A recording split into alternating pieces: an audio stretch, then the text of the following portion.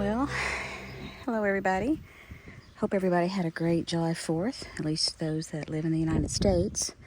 I wanted to show you something I'm very proud of, really excited about, and it is the sugar tip rose of Sharon. Now, I bought this probably 3 years ago as a little bitty plant in a pot, and I kept it in the pot and tree formed it. And as you can see, with all this gara in the way, it's a stalk that goes all the way down to there, and that stalk is probably at least close to 2.5 feet tall before the foliage actually starts. So I did all that while it was still in the pot, and year before last, I put it in the ground, and it just kind of sat there, and I just thought, it's gonna die. It was really wobbly. It's like the roots really weren't settling in good, so I had to put these stakes around it. Now it feels a lot firmer down there, but I'm gonna keep those stakes around it just as a precaution because we get some pretty high winds. But the sugar tip rose of Sharon is a gorgeous foliage plant. It has beautiful variegation.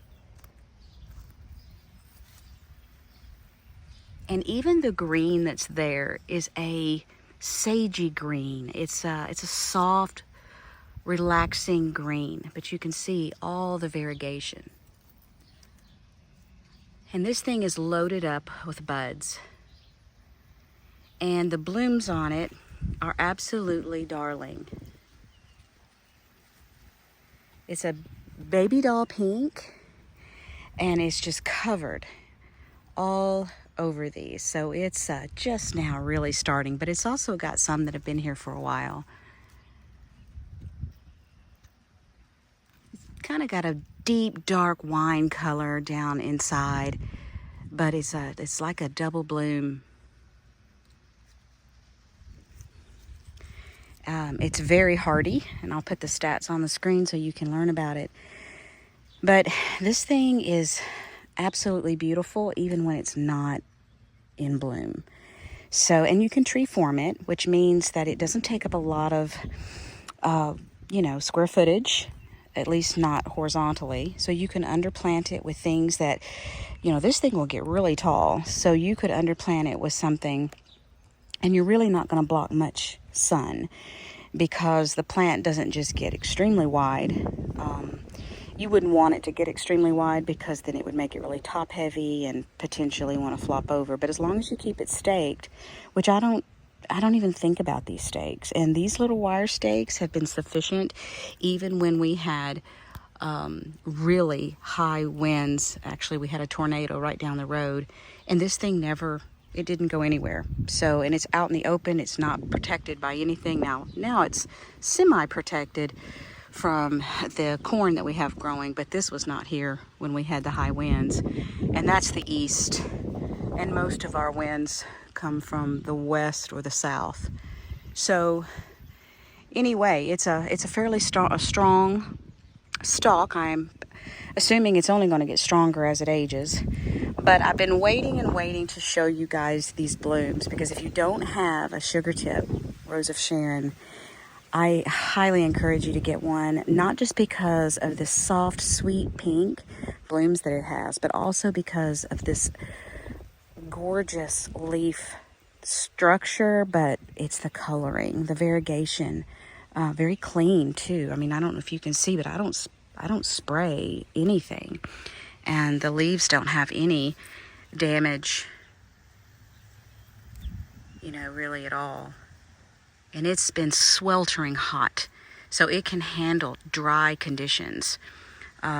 We went through torrential rain after rain after rain with flooding and tornadic winds, and then the rains just stopped. Like the 1st of June, we didn't get a rain for weeks. And I didn't come out here and water this. I can't water everything. But because it's been in here, this is its 2nd year, it is pretty well established, so it can hold its own. Actually, I don't think Rose of Sharon's even like a tremendous amount of water. I think they like to dry out a little bit between watering. So it's been very happy. The foliage has been very clean. The leaves aren't huge, but again, it's still a pretty young plant. So I think with maturity, we'll see larger leaves and potentially larger blooms. I'm going to get around to the other side and show you from a different angle. But I wanted you to notice something too. That smoke bush behind it, and it's a young smoke bush. It's only been in there a couple of years, and it has really taken off this year. But notice that beautiful dark wine color. Well, this rose of Sharon, inside each bloom, deep in there,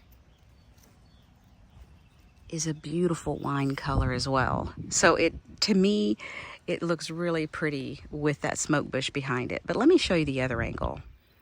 So here's another angle where the daisies are sort of behind it. Now those daisies are huge. They are up to my chest, and I'm 5'4", so they are, 4 feet for sure.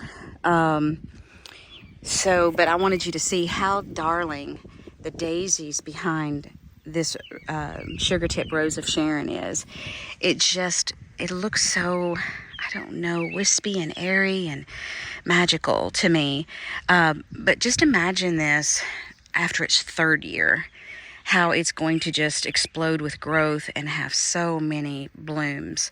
But this is a fairly new bloom coming out. Here's that one I showed you. This has actually got 2 blooms on that stalk, but it's just got several more buds. Here's one. They're just like little tufts of petals in there. Let me see if they have a scent. No scent. So, but that's okay. Now, I know that bees love Rose of Sharon because I have caught them burying their little bodies down in between these petals. So I know that pollinators like these blooms. But I just have been waiting to show you guys, waiting and waiting for this thing to bloom. Now, it will lose all of its leaves. Of course, it's deciduous. But it does not die back to the ground. So it's a shrub, but it's one of those that to me is extremely easy to tree form. You just have to be diligent.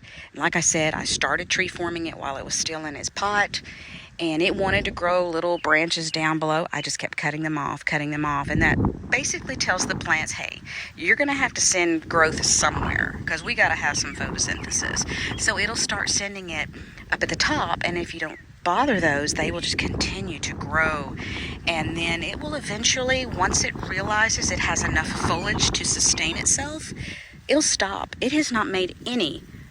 I have not gone and cut off anything on that stalk, so it will eventually settle down and get enough top growth to support itself, and it will not make any more suckers or low little branches or anything like that. And takes probably a couple of years if you're being diligent to cut those off. But I have 2 more, actually 3 more. 2 more in pots and 1 more in the ground that I've shown in past videos. I just planted it a few weeks ago, so it is in the state of shock. It's trying to just survive. I'm just keeping it good and watered. I'm not expecting anything out of it, and I've shown you guys that one. It looks pitiful, but they do for a while. And it was just so hot right after I planted it. We went from gorgeous, moist, cool to sweltering heat and basically drought. So fortunately, we've been blessed with some rain recently, and so our corn is looking a lot better. But anyway, I just wanted to share this with you guys because it's exciting to me. And it will look even better once all these buds open. Of course, the old ones will fall off. But just know that it takes about 3 years before you really can judge a plant. Because the first year, sometimes you think it is literally going to die. The second year, it might kind of hang in there with you, not look so great, which is where this one is. But the 3rd year, its root system will be pretty well established, and it will be able to support this top growth. And so it will just go to town. So anyway, thanks guys. I appreciate you watching, and I just like to share things that I find special I don't have a large garden by no means. I'm certainly not an experienced gardener. I just am overly excited about plants and love to share. So thank you guys and have a blessed day.